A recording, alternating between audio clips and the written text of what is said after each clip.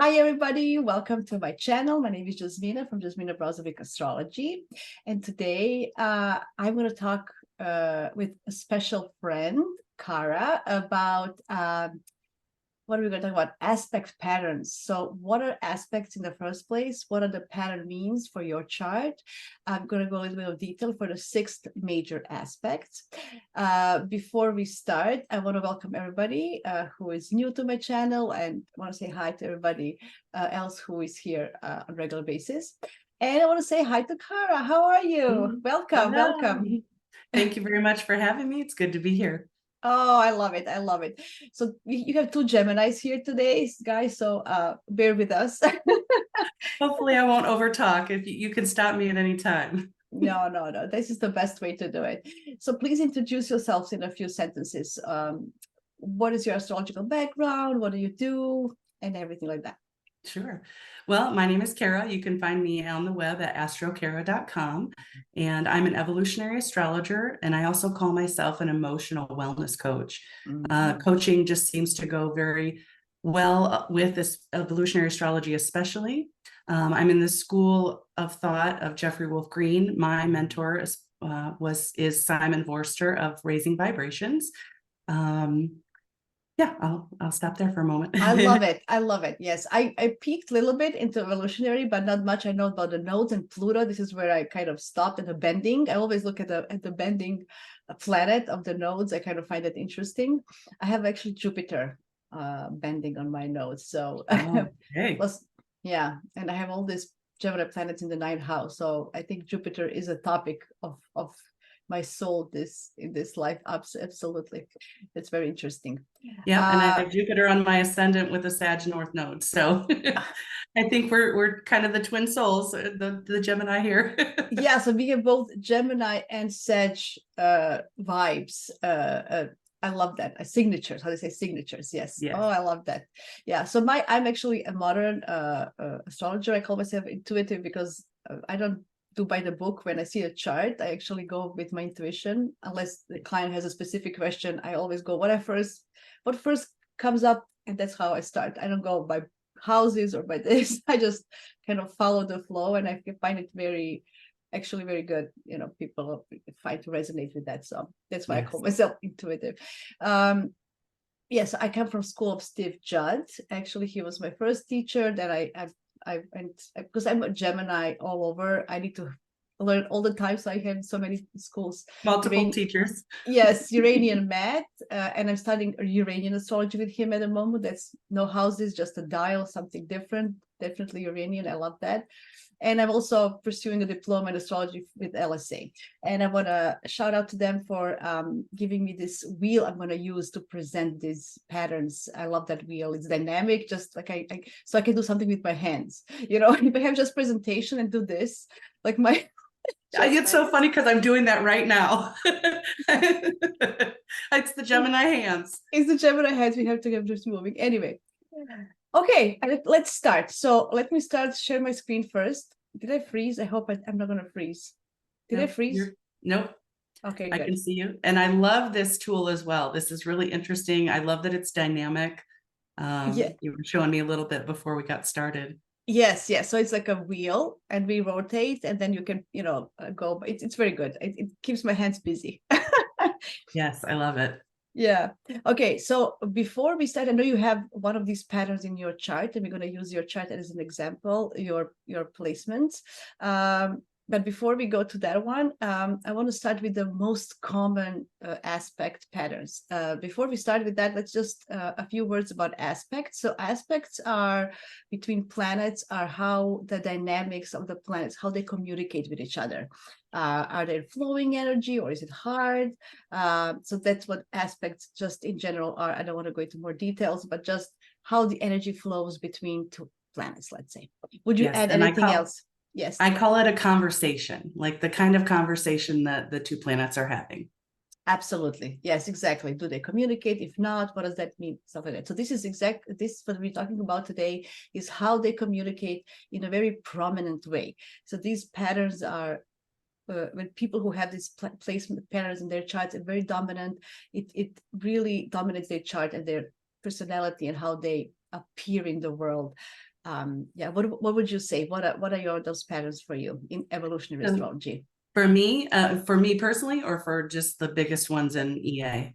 If just biggest ones in EA, what are those? Before we go Yep. into details. In So general. that's what I was saying is a little bit different than Mhm. traditional astrology, because as an evolutionary astrologer, I look at the phases.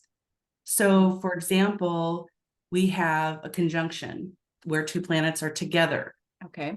Evolutionary astrology looks at it as, is it a new phase conjunction or is it a balsamic conjunction? And that's determined by the degrees of separation, but it applies differently. So if we're in a new phase conjunction, it gives an Aries energy. So something new, something initiating. If it's balsamic, it's Pisces. And so it's an ending of a cycle. So it just depends. Okay. But I still look at, conjunctions. We look at squares, oppositions.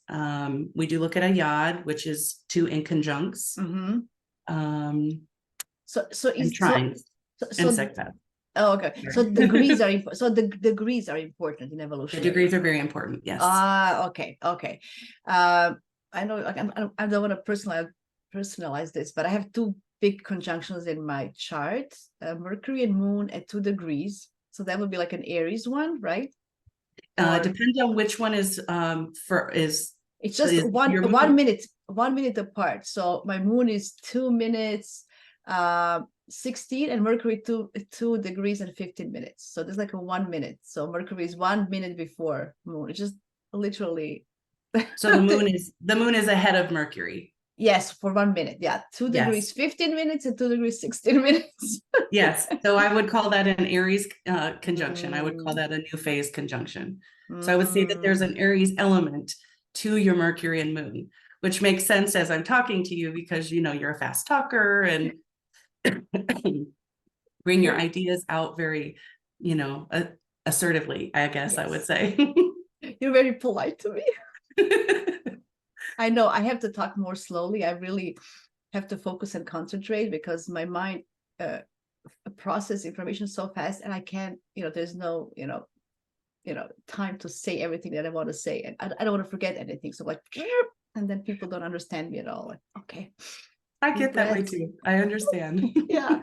I mean, it doesn't help. It's in Gemini. If the Moon, Mercury were in some other sign, it would be much easier, I would suspect, but it is what it is. Well, thank you for that. I'm taking a note. Okay, so let's start with the T-square. So T-square are when we have two planets in an opposition. So we're going to take an example here. Do you want to have a preference? You can choose, because we are doing a makeup, the T-square. So tell me which two planets you want to have and which houses, just for fun.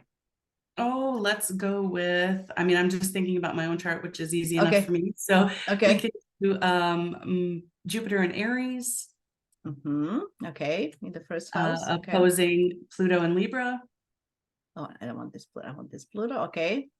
And so that go ahead. And a T-square. So I was going to say, so this is opposition. This is 180 degrees when planets are opposing each other, and they make square to the third planet. A square is a 90 degrees aspect. This is more of a tug of war, pull and push energy, and then the square is the challenge, the action oriented, what it prompts you to action. So tell me, what is the apex, as we call it, for this one? I have Saturn in the 4th house, Cancer. Okay, excellent. So I'm going to do this with the lines. Hopefully this will work.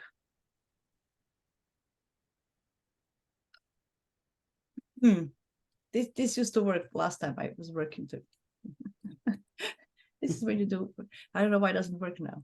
Clear aspect lines. Okay, let's try again. It's here for some reason. Why?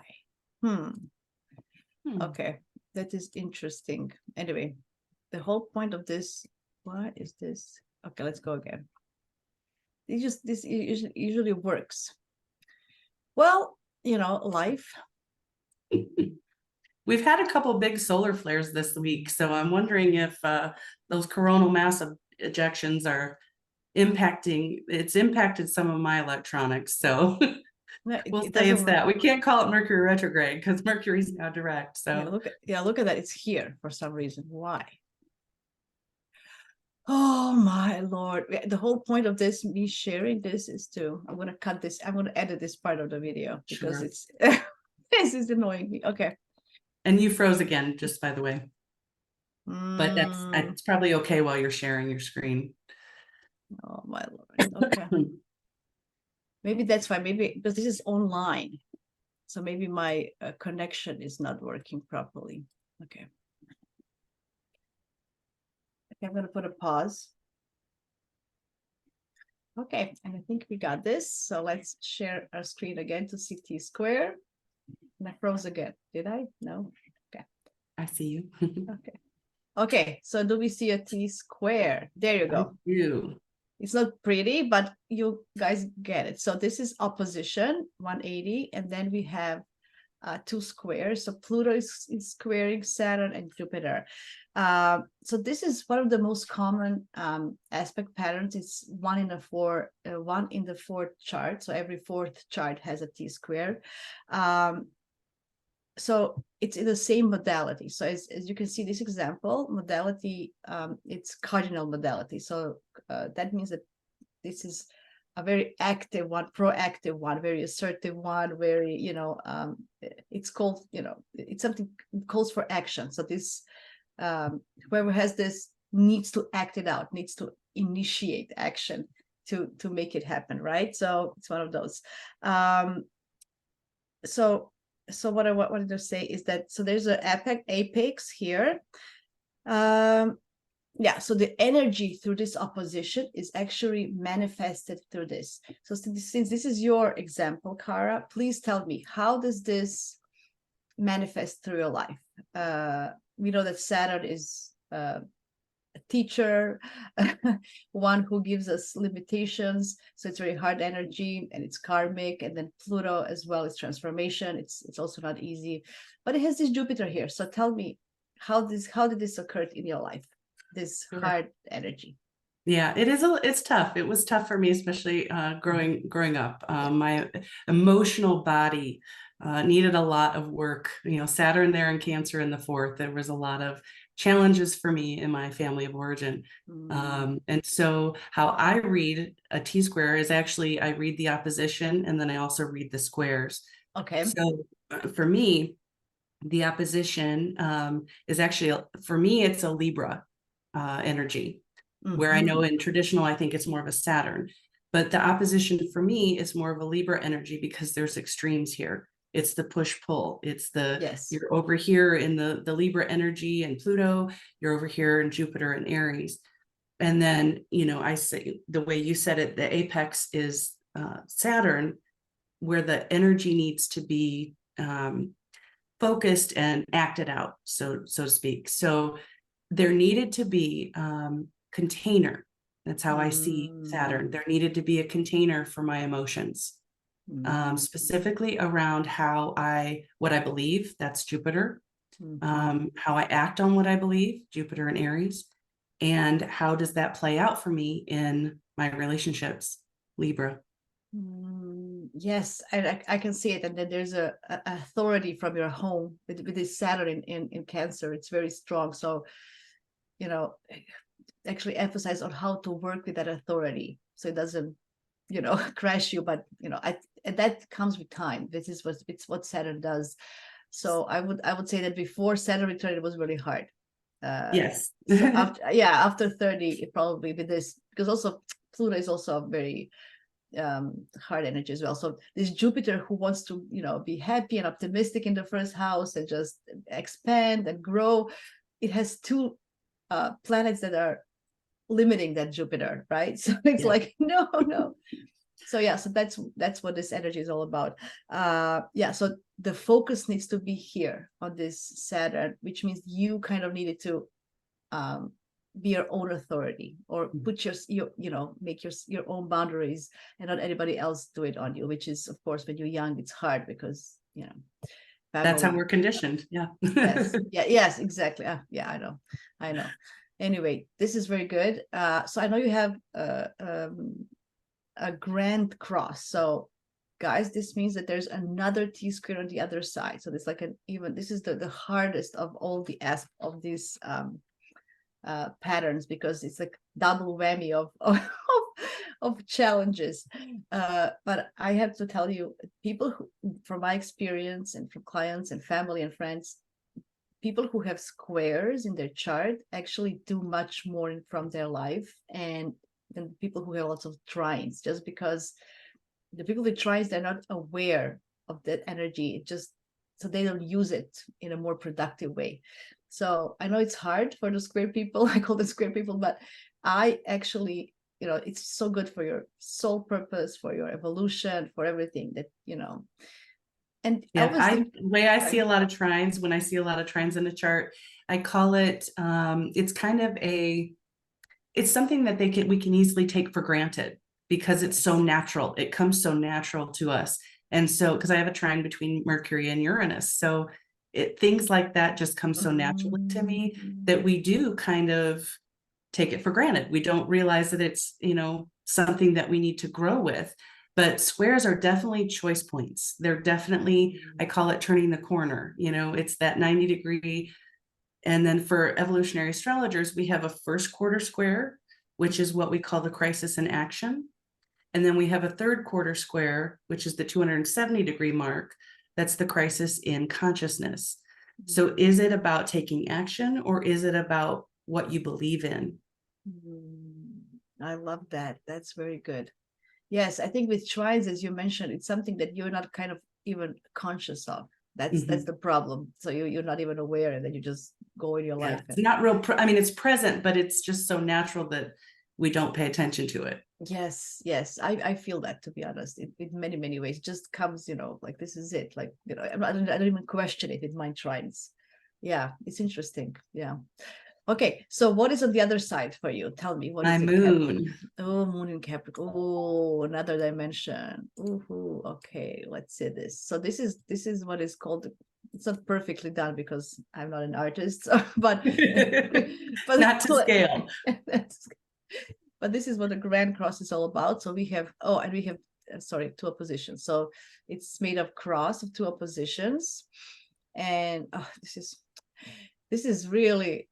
Well, thank you for sharing your story, Cara, because when I see this, I really appreciate it. It's I'm happy that you worked with this, that you came to this stage of your life to share this. I think this is very important. This can help others. I think you can help others a lot with this, having this situation. It's definitely been very challenging, especially at my Pluto square.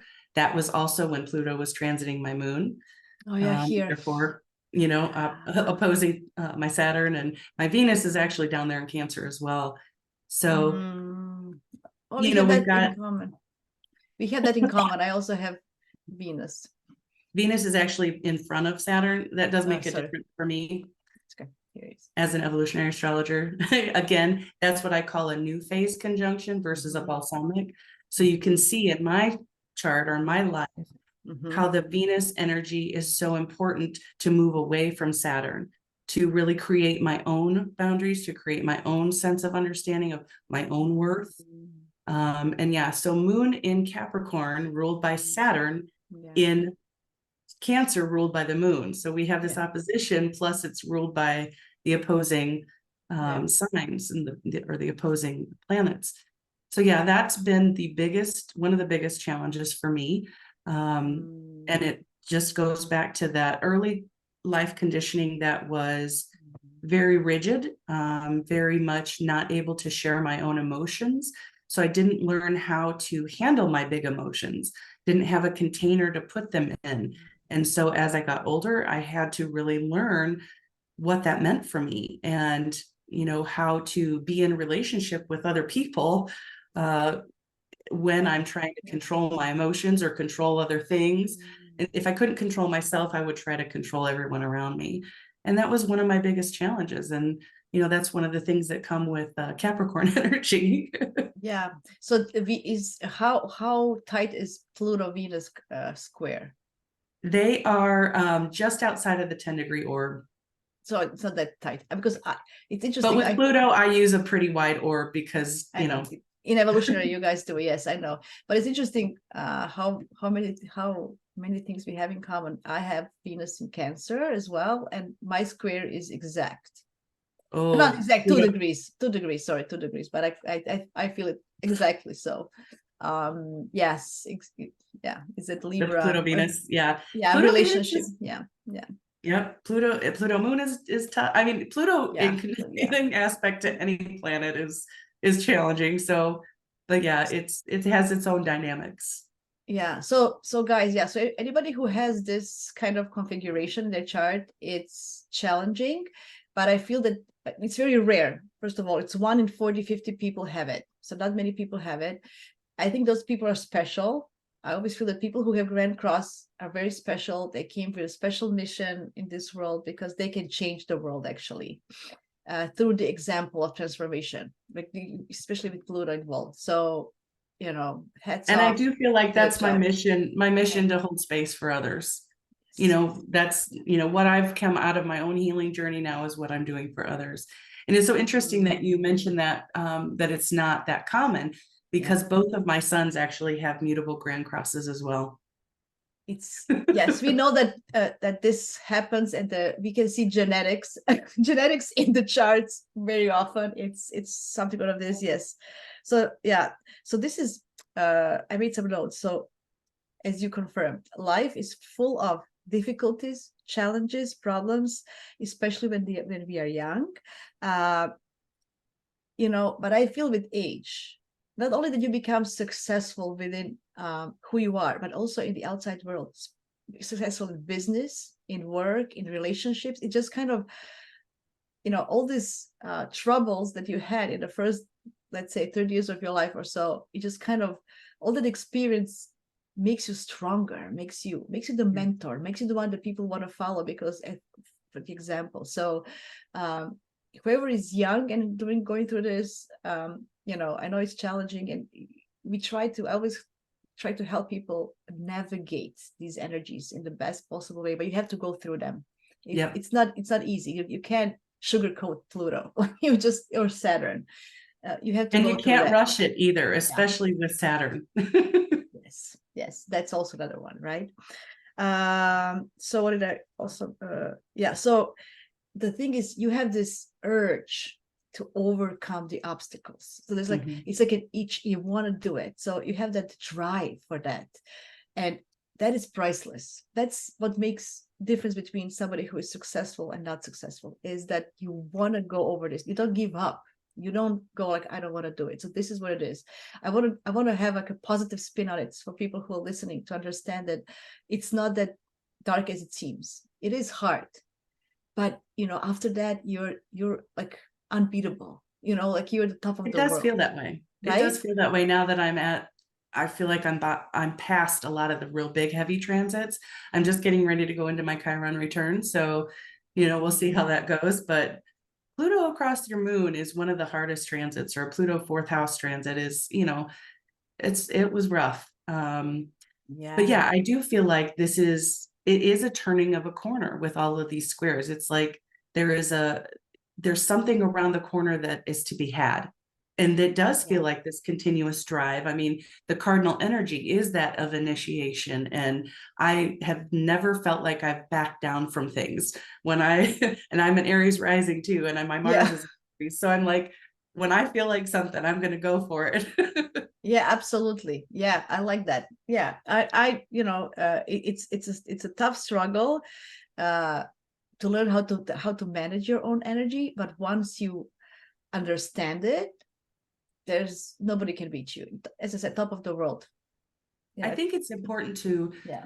One of the things that I share with most of my clients too is that when you realize this about yourself, or when you can come to accept these parts of yourself, it's really understanding that there's nothing to be fixed. Like there's nothing wrong with you. There's nothing that needs to be fixed. As you mentioned, it's just about learning to manage your energy and know what works for you and what doesn't. But it's not that there's something wrong and you have to fix it. Yeah, I love that. Frank Clifford, who is the principal of LSA, my third teacher, he says, and I love that. He goes, do your chart. If you're an Aries, be an Aries. You know, like don't be something, don't wish to be something else. That's the whole point. You need to, you know, under controlled way, but don't escape from it. Don't wish, oh, I wish I didn't have this aspect. No, it's good. This is, you know, this is what you need to do to have. So I like that approach, like having embracing it. I don't know. I have Saturn Mars conjunction as well. It's one of the most frustrating things in my life Yeah, because I can imagine, because Saturn Venus is just is pretty rough too. yeah, because you know, I have this energy, I have this will, and there's always something. No, not now, not Yeah. this. I'm like, oh, the frustration. Oh, I just want to, you know. And then when you embrace it, I said, okay, if I need to do hard work, it's gonna take time. It's okay as long as I'm, you know, persistent. And you know, it took me a long time to realize that. You know, like I was fighting it for the 30 years. No, I want it. You know, rebellion. This. No. So Is Mars before your Saturn or after? it's Mars is 2450 something, and Saturn is 25 or something. So So I would call that a balsamic conjunction. So it is very much a layer of Piscean energy, which is that of frustration and that of learning to surrender. oh no, yeah, I that's something. Yes, that's hard for me. Yeah. Oh, that's very hard for me. And as I said, Venus Pluto square as well, so there's need to control things, and you know, Pluto is in my first house, so So you know, you wear stuff your like that. Scorpio on your sleeve. Literally.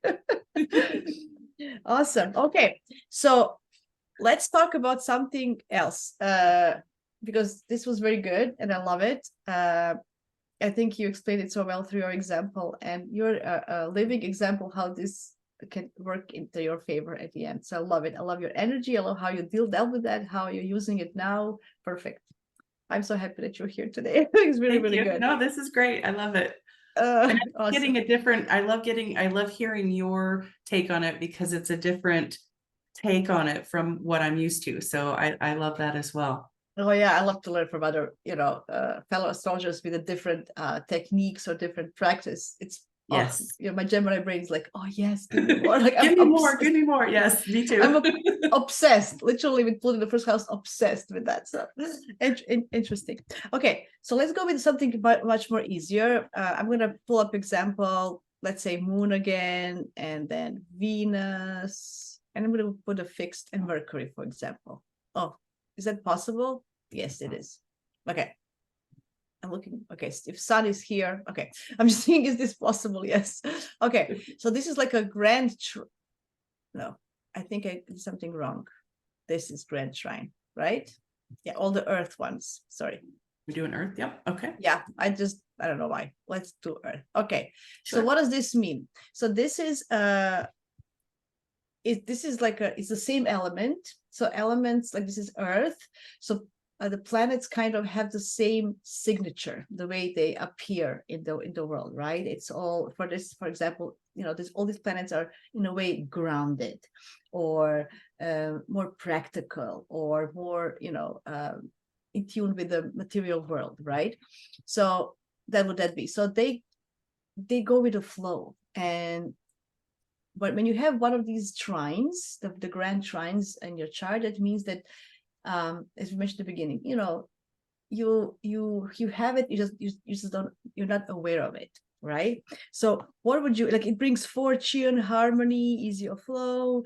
Like a lot of people, like artists or healers, have this with them. So because they easily can manage all these energies, especially if they have it in water, for example. What would you say about Grand Trine? So the way that I interpret trines, we have a 120-degree trine, and then we have Oh, a yes. 240-degree trine. Mm-hmm. So for me, as again, EA looks at phases. So our 120-degree trine is a Leo energy, and our 240 is a Sag energy. So if we think about what those layers add to it, Leo is the, you know, expression, the creative expression. Sag is the explorer and the one who wants to move beyond. And so you mentioned like artists and people who express themselves, and that's a layer that I would add to it. Okay, so this would be 121, right? Because we have 60, 60, 60, right? No, I always look at the slowest moving planet first. no, okay. So 120, Venus here in 120, this. 120. Sorry, 120, 120, 120, right? That's what it is, the Grand Trine. 3 times 120. Yeah, okay. So tell me, what is 240 if it's not this? If this is So I 120? would say, Mhm. because I'm looking at Venus as the Okay. slowest moving planet. So Okay. Venus to Mercury would be the 120. Venus to the moon going around Mm-hmm. counterclockwise, the way the planets move, Mm-hmm. Venus to moon would be the 240. Mm-hmm. Okay. So this It would be just adds a different layer. I like that. So this would be like a, oh, because it's slow, it's slow. Okay, so we go for the slowest moving here.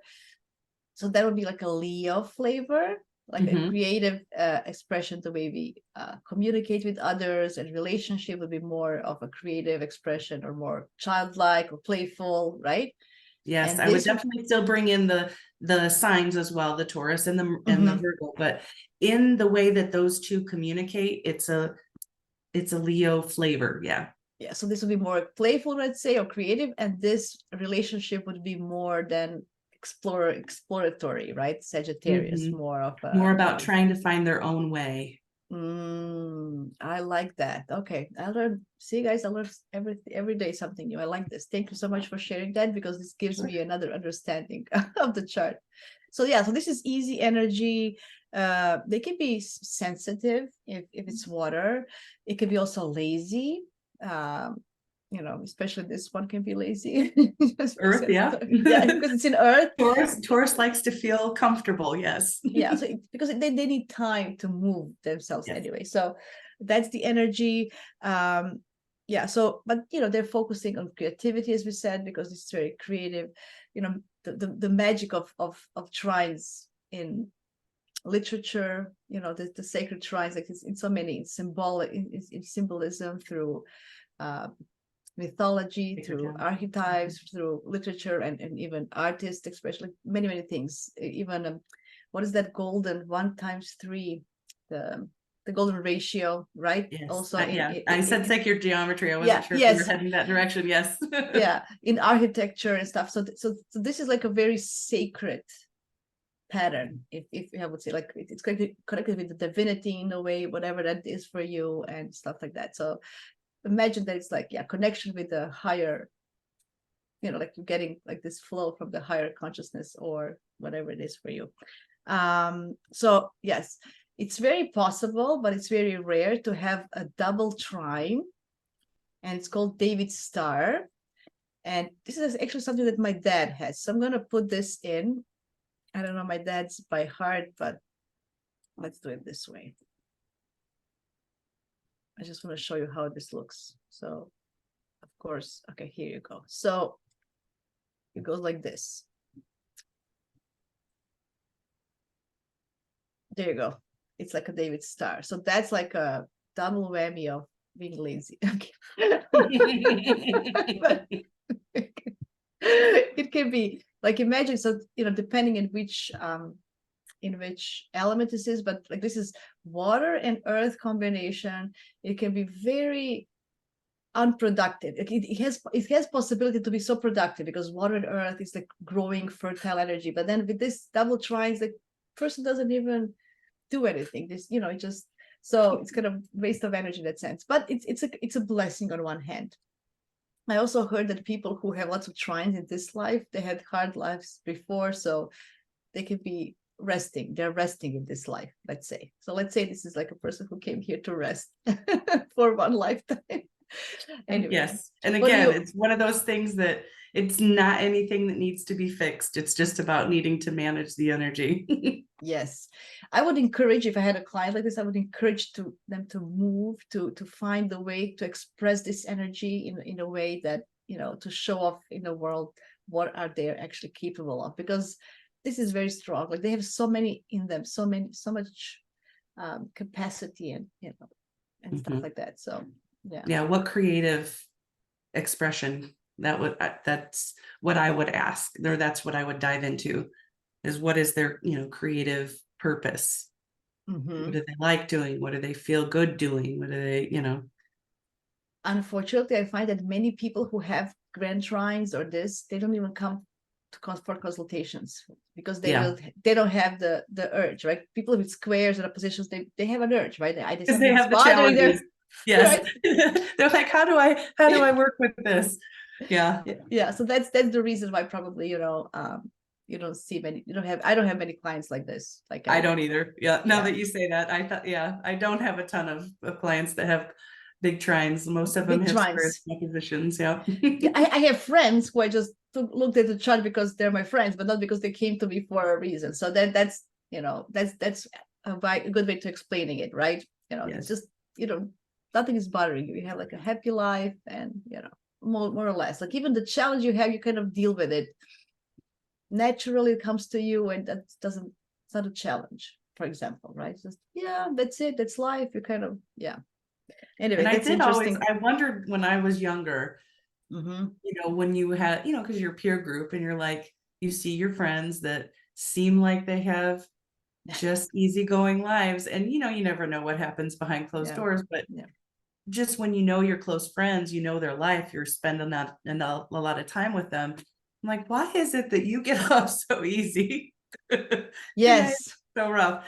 It wasn't really until I, started studying astrology that I really understood that that's what my soul set myself up for. So here I am. Yes, embracing your soul's path and purpose is actually amazing too. Yeah, I love that. I love astrology, and I see all these connections and talk. I get goosebumps.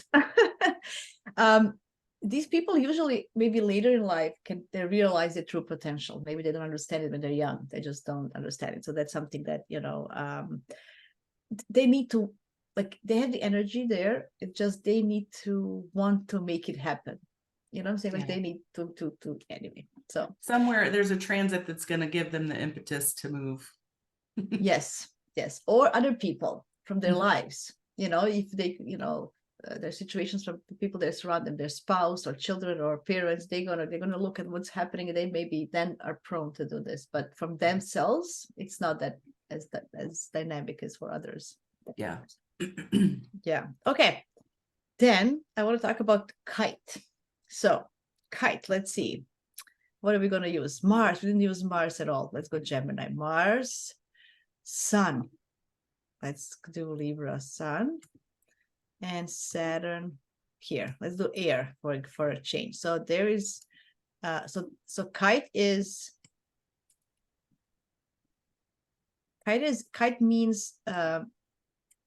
grand trine, like we had before, but it has like a little here. So let's see Uranus, for example. Okay, and then okay, there you go. See, so this has a shape of a kite. So it's also a 1 in 15 charts. Every 15 chart has this. It's not very often you see this. So this is like a paradox of these patterns, because the grand trine gives you an easy flow of energy, but then you have this little T square, which is actually hard, like because there's a position here. I'm sorry. There you go. That's the real kite. So like it's a mix of good and bad, let's say, right? So we are focusing on this. This is the apex, the Uranus in this situation.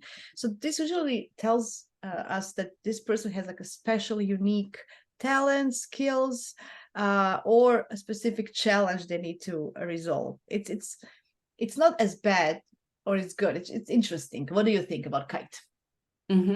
So I would read it as the trines, and then I would read the T-square a little differently. Okay. And just also to clarify, because I forgot to mention this at the beginning, for me as an evolutionary astrologer, everything always goes back to Pluto. Oh yeah. So even though we don't have Pluto on here, when I'm looking at a chart, I always look at every aspect or every phase or every conversation between planets. Why does the soul choose this configuration? And it would go back to Pluto, because Pluto in my paradigm is the soul's desires. So we'll just say, you know, this Pluto is in Libra. So we've got Okay, let's put it the here.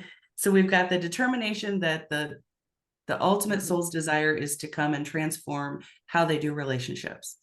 So now that we have that underlying understanding, why does the sun, well, why do we have an air trine? Why do we have a grand air trine? Well, there's something probably with communication that needs to take place. We have Mars and Gemini. That's a repeating theme for me. So there's a new way that they need to go about communicating, whether it's their own needs or whether it's just understanding, you know, the seen and unseen part of Gemini, especially opposing Uranus in Sag. That would also tell me that there is an acceleration or a breaking apart of past belief systems in order to try to do something new. I love that. Yeah, learning something new about that. Yes, absolutely. And being the Mars in the third house of Gemini, it's even more emphasized in that sense, right? Yes. I always feel that Mars in Gemini is like he's going to war with words. Like he's preparing for a battle with all these dictionary, you know, like all these terms and being with eloquency and stuff. This is how he goes through the war. So yes.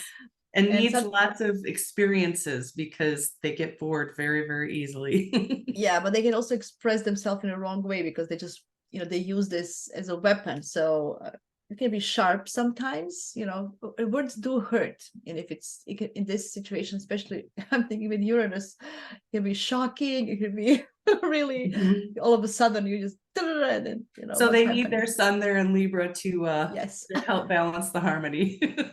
I love it. I love it. See, I've just made this example and it looks good. And it's perfect. Yes. Yeah. So that's good. So as you said, transformation, belief system, something new. Excellent. Excellent. I love this explanation. So this is also very, very interesting pattern. Okay. We have two more. So let's do that. See. Oh, what do we want to do? Do you have an example? Okay. Let's move these planets. I'm thinking about mystic rectangle. So mystic rectangle has two oppositions. So let's keep. So one opposition here. We're gonna move this a little bit. No, is this gonna be good? Yes, and then rectangle, two sextiles and two trines. Help me with this. How does this go? So does this go like this? This is not one that I see often, and this is not one that I read as a specific aspect by itself. So I need to think about it. So if this one has this one, is this like a Saturn? Doesn't want to be there. It's something like that. So it has, this is two oppositions, and then these are sextiles between, no, this is a square. No, how is this possible? We need to have two sextiles and we, no, okay, clear everything. Start from scratch. We need to have two trines, two sextiles, and two oppositions. So let's do like this. I'm just going to do something. I'm going to do this in my Gemini way. So this is a sextile. This is a sextile, right? And then we have a trine between this. That's how it goes. Oh, there we go. And then we're going to put planets on top later. There you go. See? There you go. We're gonna keep the Mars here because we love it. We're gonna put Venus because why not? And then I like the Sun and Pluto. I'm gonna put Pluto again. Pluto Libra is kind of a topic. So there it is. So this is it's actually, it's not a bad aspect. Like it's not a bad pattern because we have these trines and sextiles that are opportunities and flow of energy, and still something pushing us and pulling us to do them, to manifest them, to use that energy in a way, right? So there's a harmony and flow mixed with the challenge of tug and war. It's very, you know, it's very good. So what do you feel about this? It's not very often. So, but what do you think about this one? Mystic rectangle. Yeah, so I definitely see, I would definitely look at the oppositions as the challenges. Anytime, like I said, I see oppositions as Libra energy. So it's always kind of that push-pull. And depending on the degrees of separation, that it's a little bit deeper, a little bit more advanced. But so between the Pluto and the Venus, we're looking to balance the harmony of my individual self and my needs. Their Venus in Aries, here I am, I need to show up, but it's about me. And Pluto and Libra, that wants to transform the way I'm doing relationships. And then the opposition between the Sun and Mars. So the Sun that's in Sag that says I need to find my own truth.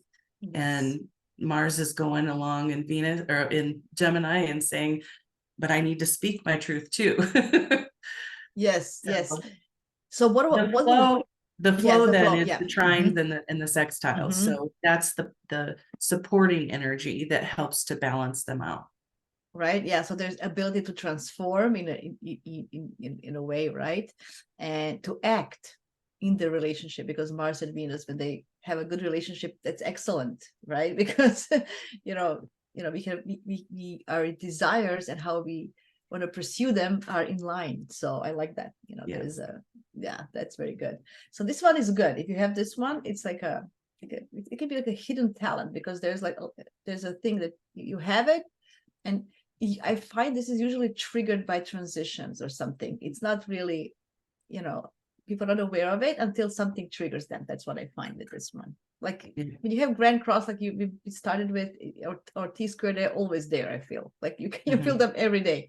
This is more of this is more of a, something needs to happen from outside to kick this in, like some transition over these planets, right? Awesome. And the last one, but not the least important, it's the finger of fate or finger of God. It's called Yod. And this is also very interesting. This is a little bit of, okay, let's clear it all. I need to figure out my granddaughter actually has 5 Yods in her chart. I've never seen one with that many. So these are in conjunctions with sextiles, right? So only 1 in 15, 20 people have them. So this is what I have written down. It feels like the first 40 years you're blocked by circumstances outside of your control, and constantly coming of being successful. Something happens last minute. That's as older you learn how to ride the rides. Higher-minded spiritual leaders have lots of yods. So your granddaughter might follow your footsteps. I like that. Okay, let's show it up. She's a Cappy Moon too, so maybe. Okay. Let's have her example. What of her yods? Let me see. She is a Taurus Sun, Cap Moon, but that would be a trine. Let me think here. Actually, I can look her up real quick. Yes, because I was thinking, because you have it. So this is the ones that so when younger, blocked by circumstances, and you need to kind of experience your life before you are, when you learn how to use this. All right, so her Venus is in Gemini, Jupiter in Scorpio, and Saturn in Capricorn and Pluto in Capricorn. So this is a Yod, guys. So this means this energy here is called a sextile. It's 60 degrees. That means they're it's a flowing energy, but you still need to work for it. It's like an opportunity. So if you don't act on it, nothing will happen. That's why it's there, but it's not like a trine. With trine, you just go with the flow. This is one you have to kind of work on it, do something about it. And then we have what we call in conjunctions. So this is 135, right? 135 degrees? 150? 150. Okay, 150. See, that's why I have you. No, good. Yeah, 150 and 210. Okay, yeah, in your evolutionary. Okay, so these in conjunctions, how I would describe them, it's a scratch you cannot itch. No, itch you cannot scratch. Excuse me. Like constantly something that it's some kind of adjustment you need to do. So tell me from your experience and your granddaughter and this from evolutionary astrology perspective, what are the energies for this Yod? Sure. So definitely for the sextile, I see that as almost like a constant little prodding, like here's something that needs to be paid attention to, but I don't know if you're going to be able to figure it out yet, but here's this little nudge that I'm going to keep, poking at you until you pay attention to it. But it typically is a more of a supportive energy. With the Yod itself, or Yod, however you decide to pronounce it, I look at it as the two in conjuncts. I look at it as the 150 degree and then the 210 degree. So if I'm starting with Venus at the apex point, Jupiter would be the 150 and Saturn would be the 210. Okay. And the only difference that it's still what I would call a challenge and adjustment, but I see the 150 as its gibbous phase, meaning that it's a Virgo energy. And the second is full phase, which is a Scorpio energy. So it's the way I would read Venus to Jupiter, I would layer in the Virgo energy being a crisis internal, and the Venus to Saturn would be more external circumstances that cause you to internally reflect. That's amazing. You're going to have another episode just on evolutionary, so you can break down for me all of this, because I think it's very, very interesting in details. Yeah, that's interesting. So think about, guys, this is something, yes, something that we need to internalize, as you said. It's not easily understood as well, right? You need to, and the circumstances will kind of show up for you to be able to learn how to use it, I feel, with this one. Right. And then we look at what we call the boomerang point as well, which is the polarity of the apex planet. So this here it would be in Sag. Yeah. So we would say that the Sag energy, which is, the mid sextile, would be how she would be able to bring out or manage these crises or these challenges. So by using her intuition, by understanding her own truth, by exploring new things. Yes, by traveling, connecting with others, understanding it. Yeah. Through such, I love getting out of that never... Capricorn energy. Yeah. Because literally using the energy between these two, they're, I like that, like a mini kite yacht, let's say. Yeah. We call it a boomerang point. So I don't know where that originally came from, but yeah, I never heard of that before, but very, very interesting. Amazing. Yes, excellent. This is all I had for, like, with the big 6 patterns. I'm going to stop sharing. Yeah, I don't see myself this anymore. Is great. Yeah, no, I don't see you either. I froze on the way. Thank you very much. I really appreciate you coming here and giving your point of view, especially from evolutionary astrology. I think it's very interesting. Thank you.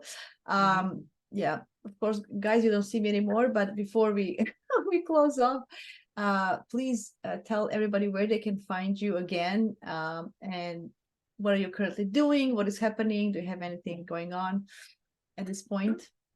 Yep. So most of my work is, you can find me on the web at astrologer.com. I'm on Facebook, I'm on TikTok, Instagram, Threads, most of the major platforms. I try to post regularly on those platforms if we've got transits going on, just little quips of how to work through them. And then I do my moon reports on Substack. I do have a YouTube channel, although I haven't posted any videos recently. My biggest thing that I'm promoting is my Catalyst coaching program. That is a 6-week program that works with your evolutionary astrology chart and the coaching as well. I do offer free consultations, about 15-20 minutes via Zoom, to see if I'm the right fit for you. And I also do some tutoring, private tutoring with EA students. Amazing. That's great. That's excellent. Awesome. Oh, I'm so happy. Guys, I don't know, you don't see me, but thank you for being here. If you have any comments, please leave the comments below. This is going to be on YouTube only. I answer to everything. If you have any, any questions, anything, just shoot a comment. You can find me also at jasminabrozovicastrology.com. Open for consultations. Nothing special coming for me. Oh yes, my newsletter. So if you subscribe to my newsletter, I'm gonna have something special coming up soon. I hope this video will come on time. Anyway, thank you very much. I look forward to it. Yeah, awesome. Thank you so much. Thank you for having me. I loved it. I loved it. This was so much fun and I learned so much. So thank you again. We'll do it again. Yes, of course. Bye, everybody.